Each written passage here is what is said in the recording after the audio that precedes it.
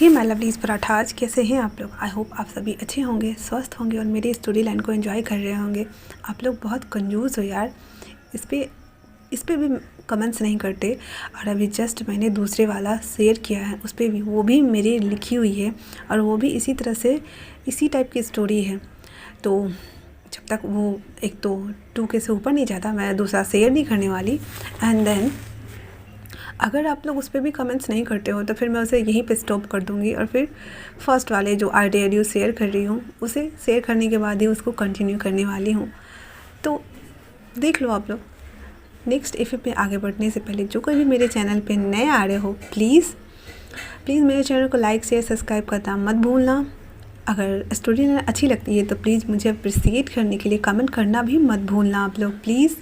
My lovely subscribers, मेरे lovely parathas, okay ना। Last part में हम लोगों ने देखा था कि जो वांगजी था वो विंग को बारिश में गीला मतलब भीगता हुआ छोड़ के ऊपर अपार्टमेंट में आ गया था और वहाँ उसने 2 बॉडीगार्ड को भी खड़ा कर दिया था। वहीं दूसरी तरफ उसे पता चला था हॉस्पिटल में कि उसका ओमेगा प्रेग्नेंट है। तब से लेके अभी तक उसके अंदर बम्बार्डिंग हो रहा था। वो इतना ज़्यादा गुस्सा में था कि पता ही नहीं चल रहा था उसे गुस्सा आ क्यों रहा है। वो उसे वहाँ घुटनों में बैठाने के बाद अपने अपार्टमेंट में आ तो गया था, वो अभी भी पूरा गीला था और गीले कपड़ा पहने ही इधर से उधर चहलकदमी कर रहा था और अपने बालों को तीर रहा था। अपने सच को ऊपर निकाल दिए हुए थे, कोट को सोफा पे थ्रो आउट कर दिया हुआ था। वहीं दूसरी तरफ विंग वो बहुत बुरी तरह से टूट गया था क्योंकि उसने अभी जस्ट अपने अल्फ़ा से झूठ कहा और जो उसके नेक पे जो मार्क बना हुआ था वो उसे जलन दे रही थी, बहुत ज़्यादा पेन दे रही थी। उतनी दूर की बॉडी विंग को सुन्न पड़ गई थी और अंदर से चुभन भी हो रही थी क्योंकि उसने अभी जस्ट अपने अल्फ़ा से झूठ बोला है। भले ही उसने अपने अल्फ़ा को मार्क नहीं किया है लेकिन वो एक मार्क ओमेगा है और वो इस तरह से झूठ नहीं बोल सकता। उसे अभी वांगजी के अंदर जो दर्द, जो हैवीनेस और जो गुस्सा फ्रस्ट्रेशन था वो विंग फील कर रहा था। वहीं अभी जो विंग के अंदर वो टूट के बिखर जाना, वो रोना, वो गिल्ट, वो सभी चीज़ें अभी वांगजी फील कर रहा था और उसकी सांसें हैवी हो रही थी और वो कहती है डिस्गस्टिंग। एक तो ये इस इमोशन से मैं अपना पीछा नहीं छोड़ा पा रहा हूँ, ऊपर से ये कितना बुरा है ये मेरे लिए। मैं क्या करूँ मुझे समझ नहीं आ रहा। मैं अगर वो बच्चा मेरा हुआ और अगर तुम झूठ बोल रहे हो ना विंग, आई स्वेयर मैं तुम्हें अपने हाथों से मार डालूँगा। और अगर वो बच्चा मेरा नहीं है तो मैं इस बच्चे को मार डालूँगा और तुम्हारे आँखों के सामने। इतना बोलने के साथ ही वो अभी भी वैसे ही लेफ़्ट राइट कर रहा था। उधर सीजन जो कि कॉलेज ये शाम के टाइम हो गया था और वो घर आने वाला था। तो जब विंग ने कहा था कि वो कॉलेज से सीधे कैंटीन चला जाएगा क्योंकि उसने फर्स्ट दिन से ही जब से 2-3 दिन से उसने ज्वाइन किया हुआ था तो वो बोला हुआ था कि वो ऐसे धीरे धीरे ही सही बट काम कर लेगा और उसे कोई प्रॉब्लम भी नहीं होगी। तो सीजन ने कहा था कि तुम मुझे कॉलेज से जाने टाइम में, घर आने टाइम में और बीच बीच में जब मैं फ़ोन करूँ तो पिक कर लेना, मुझे पता लगने रहना चाहिए कि तुम ठीक हो या नहीं। तो वहीं जब विंग को ये उठा के लिए आया हुआ था, उसके फ़ोन पे फ़ोन कर रहा था और विंग फ़ोन कैसे उठाए, उसका फ़ोन तो गाड़ी में है और गाड़ी लॉक है और ऊपर से वो रो रहा है। उसको कुछ समझ नहीं आ रहा कि आखिर वो करे तो करे क्या। उसके इमोशन उसकी आंखों के जरिए बाहर आ रहे थे। वो बहुत बुरी तरह से रो रहा था, सुबह कर कह रहा था क्यों मेरे साथ ही ऐसा क्यों। एक तो वो किसको दोष दूँ, समय को, अपने आप को, अपनी माँ को या फिर इस नसीब को जो इतना खोटा है कि बचपन से लेकर अभी तक बस मुझे सफ़र कराते आया है। पहले मेरी माँ के साथ हुआ और मैं एक एलिजिबल चाइल्ड बन के रह गया। अब मेरा बच्चा भी एलिजिबल चाइल्ड बन के रह जाएगा। नहीं, मैं ये कभी नहीं होने दूँगा। कोई मुझे और मेरे बच्चे को नाजायज़ कहे, मैं ये कभी नहीं बर्दाश्त कर सकता, कभी नहीं। और वो बहुत रो रहा था। लगभग 3-4 घंटे हो चुके थे। विंग अभी भी बारिश में बैठा था अपने घुटनों के ऊपर। उसके पैर जवाब दे रहे थे। उसकी हिम्मत टूट गई थी। उसे समझ नहीं आ रहा था कि वो करे भी तो क्या करे। वो क्या करे, वो क्या कर सकता है। उसे उसका अल्फ़ा यहाँ बैठा के गया और साथ में 2 बॉडीगार्ड को भी खड़ा करके गया है। उसके साथ वो दोनों बॉडीगार्ड भी पानी में उसी तरह स्ट्रेट पोजीशन में खड़े हैं और भीग रहे हैं। उधर वांग जी, उसे भी चैन नहीं है। उसे रह रह के गुस्सा आ रहा है और गुस्से के मारे उसने घर का सारा सामान, लगभग हर चीज़ को उसने अस्त व्यस्त कर दिया है, तोड़ डाला है, फेंक दिया है, इधर से उधर कर दिया है। इवन उसे इतना गुस्सा आ रहा था कि उसने जो टेबल था उस पर रखे हुए ग्लास को भी उठा करके वो फेंक देता है और बस चीख चिल्ला रहा होता है। हालांकि वो अपार्टमेंट साउंड प्रूफ था तो साउंड बाहर नहीं आती है, लेकिन उस कमरे की हालत बिल्कुल तहस नहस हो चुकी थी। उसे अभी भी बहुत गुस्सा आ रहा था और उसे शांति नहीं मिल रही थी। वो वापस से अपने शर्ट के लीज को ऊपर करता है और दंदनाते हुए नीचे जान के पास आता है। उसके बाद वो जान को उठाता है। जान कहता है छोड़ो मुझे, छोड़ो मुझे, छोड़ो, मैंने कहा छोड़ो मुझे। ये वो वांग जी कहता है क्यों हाँ छोड़ो, क्यों तुम्हें, ये बताओ मुझे, क्यों छोड़ दूँ मैं तुम्हें। और इतना बोलने के साथ ही वो दोनों बॉडीगार्ड को बोलता है लीव। वो दोनों बॉडीगार्ड भी चुपचाप से वहाँ चला जाता है। वापस से वांग जी विंग को उस गाड़ी में थ्रो करता है। खुद ड्राइवर वांग जी सीट पे जाके बैठता है और कार स्टार्ट करके जहाँ विंग के मॉम का जो कब्रगाह बोलते हैं ना उसको, हाँ, जहाँ पे लाशें दफनाई जाती हैं, वहाँ उसे लेकर के आता है और विंग को अपनी मॉम की कब्र के सामने सीधे फेंकते हुए कहता है कबूल करो कि ये बच्चा मेरा नहीं है। विंग जो कि सीधे उसके पेट में चोट लगी थी, क्योंकि विंग को सीधे वांग जी ला करके उसके कब्र के ऊपर ही फेंक दिया था। वो अपना पेट पकड़े हुए था। हालांकि उसका बेबी 2 मंथ्स का हो चुका है, मतलब 2 मंथ्स चढ़ चुका है और वो अभी भी अपने पेट को पकड़े हुए था। एक तो इतना देर बैठे रहने की वजह से उसका चेहरा पूरा पीला पड़ गया था।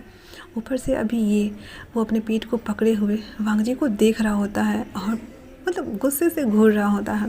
वांग जी को इतने से भी चैन नहीं पड़ रहा था। वो विंग को वापस से उसके बालों से पकड़ के खींच के अपने पास लाता है।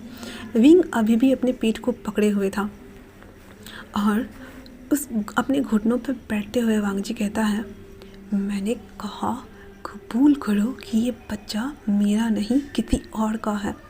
विंग को अभी सच में इतना गुस्सा आ रहा था। वो एक हाथ मारता है वांग जी के हैंड्स पे और कहता है ये बच्चा तुम्हारा है या किसी और का है, it's none of your business mister Lan Wang जी।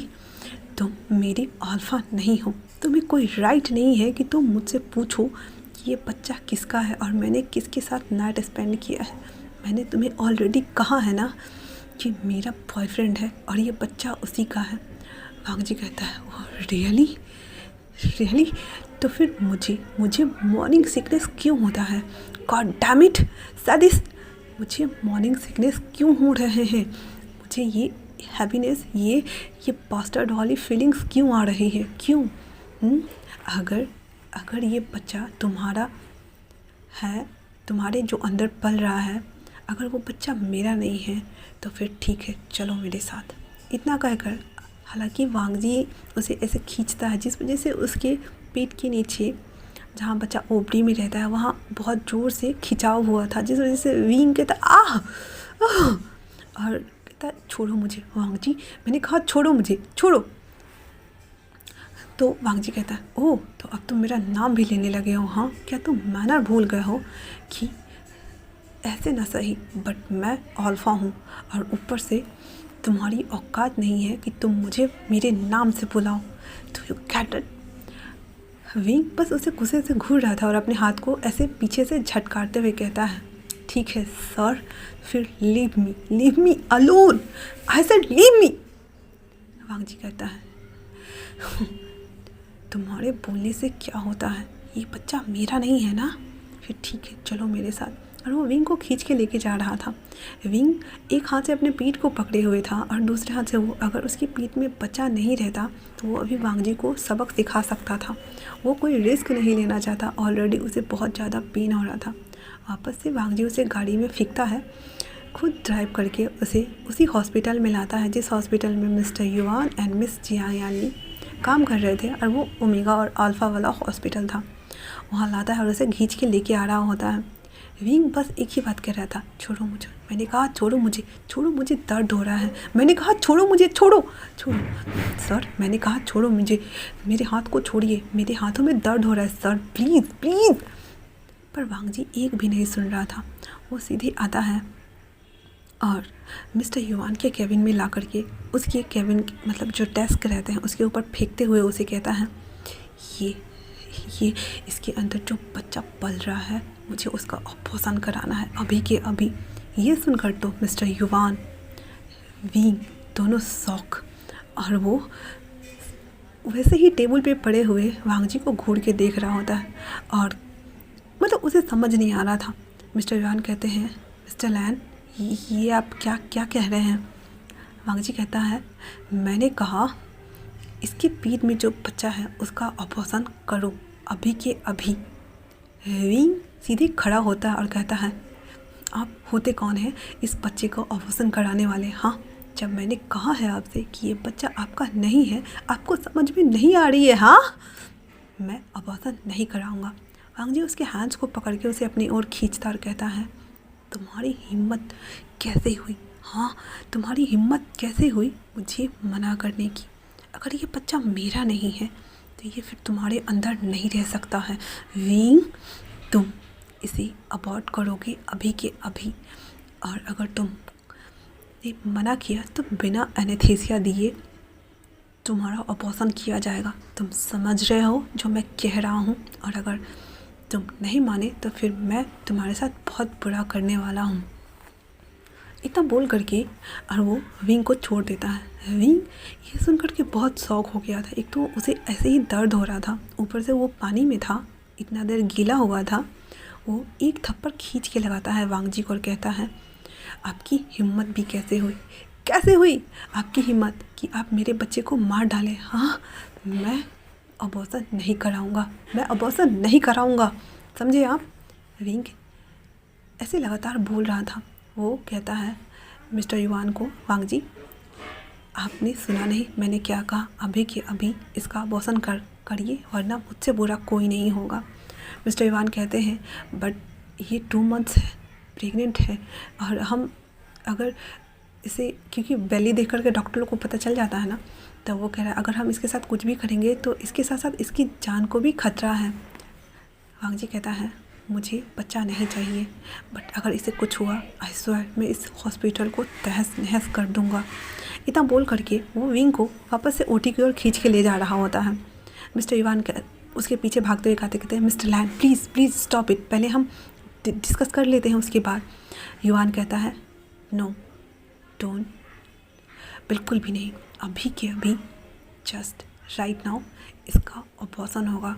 और इतना कहकर ओटी का दरवाज़ा खोलता है और उसको लेके अंदर आता है और कहता है, मैं खुद यहाँ रह के इसका ऑपरेशन होते हुए देखना चाहता हूँ।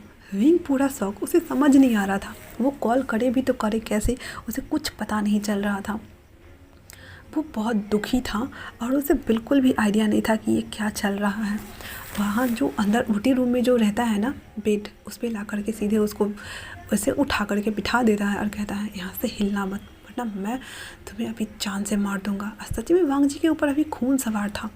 वो पता नहीं किस बात से गुस्सा था, उसे खुद समझ नहीं आ रहा था। इतना करने के साथ ही वो वहीं पे खड़ा रहता है। मिस्टर युवान आता है, कहता है, प्लीज़ सर आप मेरे साथ बाहर चलिए, ठीक है, हमें बात करना है। वांग जी कहता है, मिस्टर युवान, बदले में आपको मेरा खून चाहिए, यही ना, ताकि आप रिसर्च कर सके कि मेरे ब्लड में ऐसा क्या है जो मुझे हैवान बना देती है। आप लोग के लिए ये मेडिकल होने वाला है ना, फिर मैं अपना ब्लड देने के लिए तैयार हूँ, पर बदले में मुझे इसका ऑपरेशन कराना है अभी के अभी। मिस्टर युवान कहते हैं, हाँ ठीक है, मैं चाहता हूँ कि मैं आपके ब्लड के ऊपर रिसर्च करूँ, बट ये अभी मैटर नहीं करता है। ये आपका ओमेगा 2 मंथ प्रेग्नेंट लग रहा है, अगर हमने इसके साथ कुछ भी किया तो इसकी जान भी जा सकती है। आप समझ रहे हैं मिस्टर लैन? प्लीज़ अंडरस्टैंड करने की कोशिश कीजिए। ये मर जाएगा, ये सर्वाइव नहीं कर पाएगा। क्या चाहते हैं आप कि बच्चे के साथ साथ हम इसकी भी जान ले लें? वांग जी कहता है अपनी कोल्ड वॉइस में, अगर इसे कुछ भी हुआ तो फिर मुझसे बुरा कोई नहीं होगा मिस्टर युवान। इतना बोल करके वो विंग के पास आता है और उसे कहता है, तुम इस बच्चे को नहीं रख सकती, ये बच्चा मेरा नहीं है, तो ये इस दुनिया में बिल्कुल भी नहीं आएगा। विंग अभी भी मुंह नहीं खोल रहा था, वो कुछ भी नहीं बोल रहा था। वो उसके हाथ को झटकारते हुए, क्योंकि वो उसके गाल पे ऐसे हाथ ले जा करके चारों उंगली से बैक की तरफ से स्लाइड कर रहा था और बोल रहा था, झटकारते हुए कहता है, ये आपकी प्रॉब्लम नहीं है सर कि ये बच्चा किसका है, नहीं है, पर मैं अबॉर्ट नहीं करने वाला हूँ, मैं नहीं करूँगा। आपने सुना, मैं नहीं करूँगा, मैं अबॉर्ट नहीं करने वाला। और इतना बोल करके वो वांग जी को धक्का दे देता है और बाहर की ओर जाने लगता है। तभी उस समय एंड टाइम पर यानली आ रही होती है ओटी की तरफ, क्योंकि उसने भी हल्ला सुना था और उसे नर्स लोग जाके बोल के आई कि सर के कैबिन में ऐसे कोई आए हैं और हल्ला कर रहे हैं। वो भाग के आ रही थी, तभी वो विंग से टकराती है और उसे पकड़ते हुए कहती, मतलब उसने अभी तक उसका फेस नहीं देखा था, और कहती है, क्या तुम ठीक हो? जैसे ही विंग अपना सर ऊपर करता है, सामने देखकर वो शॉक और वो गला लगा लेता है यानली की और रोना शुरू कर देता है। अब वहाँ पे ना वांग जी को समझ में आ रहा था और ना ही उस डॉक्टर को समझ में आ रहा था। तो रोने के बाद रोते रोते विंग कहता है, नहीं, मुझे अबॉर्शन नहीं कराना है, प्लीज़ कीजिए, कुछ कीजिए, मैं अबॉर्ट नहीं करा सकता, ये मेरे अंदर है, मेरा अंश है, मैं नहीं करने वाला, प्लीज़ कीजिए, प्लीज़ आप समझिए ना, आप जानती हैं ना, मैं क्या करूँ, प्लीज़ कीजिए, मैं अबॉर्शन नहीं कराऊंगा, प्लीज़ कीजिए, मैं नहीं कराऊंगा। यानी उसे सोप करते हुए खुद से अलग करती है और कहती है, क्या हुआ है बाबा? विंग कहता है, कीजिए, प्लीज़ कुछ कीजिए ना, मैं क्या करूँ, मुझे समझ नहीं आ रहा, प्लीज़। फिर वो विंग को अपने पीछे करते हुए कहती है, सर यहाँ क्या हो रहा है? इससे पहले कि डॉक्टर युवान कुछ कहते हैं, लान वांग जी कहता है, मैं चाहता हूँ कि इसका अबॉर्शन हो अभी के अभी। ये सुनकर के विंग यानली जो थी वो एकदम शॉक कहती, क्या? वांग जी कहता है, क्या तुमने सुना नहीं? मैंने कहा उसको अबॉर्शन करो अभी के अभी, राइट नाउ, वो भी मेरे सामने। यानली कहती, पहले हम बात कर ले, आखिर मैटर क्या है? वांग जी उसके पास आता है, विंग को अपनी ओर खींचता है, उसे अपनी बाहों से होल्ड करते हुए कहता है, मैं चाहता हूँ, इसकी पीठ में उंगली से पॉइंट करते हुए कह रहा था, इसके पेट में जो बच्चा है उसका अबॉर्शन करो अभी के अभी। अगर ऐसा नहीं किया तो मैं इस पूरे हॉस्पिटल को बर्बाद करके छोड़ूंगा। यानी बोलती है, पर अबॉर्शन कराना क्यों है? तो वांग जी कहता है, अगर तुम लोग सीधे सीधे नहीं माने तो मुझे एक्शन लेने में बिल्कुल टाइम नहीं लगेगा। अभी के अभी मैं चाहता हूँ कि इसका अबॉर्शन करो तो करो, दैट्स इट। इतना बोल करके वो विंग को वापस से ला करके उसे फेंकता है। उसे वापस से पीठ में चोट लग जाता है और वो वापस से चिल्लाते हुए कहता है, आह। और इस बार सच में उसकी ब्लीडिंग चालू हो चुकी थी। ये देखती है तो यानली उसके पास भाग के आती कहती है, आसियन तुम ठीक हो, प्लीज़ डॉक्टर इसे देखिए। और वो दोनों पकड़ के उसे स्ट्रेचर पे लिटा देते हैं और कहते हैं, अगर आप चाहते हैं ना कि मैं इसका अबॉर्शन करूं, ठीक है, out, get out, I said out. Wang ji कहता है, मैं नहीं चाह रहा, मैं इसे अपनी आंखों के सामने अबॉर्ट होते हुए देखना चाहता हूँ। यानी कहती है, ऐसा कहीं नहीं लिखा है कि ऑपरेशन के रूम में उसके फैमिली वाले अलाउ हों, so please out. Request fully मैं आपसे कह रही हूँ, आप बाहर जाइए, वरना मुझे सिक्योरिटी को बुलाना पड़ेगा। वांग जी दांत पीसते हुए, ना चाहते हुए भी वो बाहर आके खड़ा हो जाता है। विंग बस एक ही बात बोल रहा था, सीजिए मुझे अबॉर्शन नहीं कराना, सीजिए प्लीज़ मुझे अबॉर्शन नहीं कराना, सीजिए कुछ कीजिए, मैं नहीं कराना चाहता। तो यानली कहती है, पहले ये बताओ मुझे, क्या वो तुम्हारा अल्फा है? विंग ये सुनकर एकदम चुप। डॉक्टर युवान भी उसकी बात सुन रहे थे। डॉक्टर युवान कहते हैं, क्या तुम श्योर हो कि वो तुम्हारा अल्फा है? वो कहता है, फैंसी गंगा। यानी कहती है, फैंसी गंगा, क्या वो यहाँ है? तो विंग कहता, हाँ वो यहीं है, आप प्लीज़ बुलाइए ना उन्हें। फिर यानली फैंसी को विंग से नंबर लेकर के, मतलब उसे नंबर याद था उसका, उसे नंबर लेके कॉल करती है और फैंसी को कॉन्फ्रेंस पे लेती है। फिर फैंसी को सारा चीज़ बता देती है, अभी जो उसके सामने में जो हुआ था वो सभी चीज़ें। फैंसी भी तुरंत वहाँ से निकल के और विंग से मिलने के लिए आ रहा होता है। वहीं वो तो वहाँ से निकल गया था विंग से मिलने के लिए, उसने सिचैन को भी कॉल कर दिया था। और इधर विंग एक ही बात लगातार बोल रहा था, सीजी मैं अबॉर्शन नहीं करूँगा, भले ही मैं मर जाऊँगा लेकिन मैं बच्चा अबॉर्ट नहीं करूँगा। याली कहती है पहले मुझे बताओ ये बच्चा किसका है आसियन। विंग कहता है ये बच्चा इसी का है। तो याली कहती है फिर वो ऐसा क्यों कह रहा है कि ये बच्चा अगर मेरा नहीं है तो अबॉर्ट कर दो। तो विंग कहता है मैं नहीं चाहता सीजी कि उसे पता चले कि ये बच्चा उसका है, इसलिए मैंने झूठ बोला। I am sorry CG. और उसे वापस से वहाँ जलन हो रहा था जहाँ मार्क बना हुआ था, और वो उस पर हाथ रखते हुए बहुत ज़ोर से चीखता है और कहता आह सीजी प्लीज़, अगर मैं मर भी जाऊँगा ना प्लीज़ मेरे बच्चे को बचा लीजिए। सीजी मैं जानता हूँ कि मैं भी एक एलिजिबल चाइल्ड हूँ, और मेरा बच्चा भी अगर पैदा होकर इस दुनिया में आएगा तो वो भी एक एलिजिबल चाइल्ड हो जाएगा, बट मेरी माँ नहीं है सीजी। मैं थोड़ा बस सेल्फिश होना चाहता हूँ। अगर ये बच्चा मेरे पास रहेगा तो मेरे पास जीने का सहारा रहेगा। सीजी प्लीज़ सीजी मेरे बच्चे को बचा लीजिए प्लीज़ सीजी। मैं उन्हें उसे बता नहीं सकता कि ये बच्चा उसका है। अगर मैं बताऊँगा तो वो मुझे अपना ओमेगा नहीं मानता, वो सब। और फिर जो विंग था रोते रोते बता देता है कि वांग जी कैसे अचानक से रेड ट्रिगर हो गई थी उसकी, और फिर वो मॉम के इलाज की वजह से उसके साथ नाइट स्पेंड किया था, और वो सभी चीज़ें बता देता है। याली अपने जगह पे सीधे धड़ाम से नीचे बैठ जाती है। युवान उसके पास आता है और उसे उठाते हुए कहता है याली आर यू ओके। याली तो एकदम शॉकिंग स्टेज में पहुंच गई थी। फिर कहती है मैं डैड को कॉल करती हूँ। विंग कहता है नो सीजी नो, डैड को पता चल गया होगा कि मैं यहाँ हूँ। क्योंकि फिर वो बताता है कि आचिंग कैसे उसे टकराया था, और वो ये नहीं बताता कि आचिंग ने उसे ऐसे पैसे फेंके थे या कुछ भी। वो बोला कि वो आचिंग उसे मिल चुका है। तो याली कहती है पर उसने हमें क्यों नहीं बताया कि वो तुमसे मिल चुका है। तो विंग कहता है नो प्लीज़ सीजी, मैं नहीं चाहता किसी को पता चले, please I beg you CG, I beg you, really beg you, please. इतना बोल करके वो मतलब जैसे उतरने वाला होता वैसे ही चक्कर खा के नीचे, क्योंकि वो याली को उठाने के लिए आ रहा था, वैसे ही वो धड़ाम से बेहोश हो जाता है। तो आज के लिए इतना ही। कैसा लगा आप लोगों को ये पार्ट, आप लोग मुझे कमेंट्स करके बताइए। हालांकि अब वांग जी उसे अबॉर्ट कराने के लिए कह रहा है, तो क्या वो सच में अबॉर्ट करा लेगा।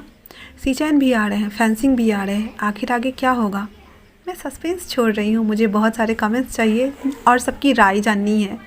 मैं गेस करना चाहती हूँ कि कौन सही बोला, ठीक है ना। तब तक के थैंक्स फॉर वॉचिंग।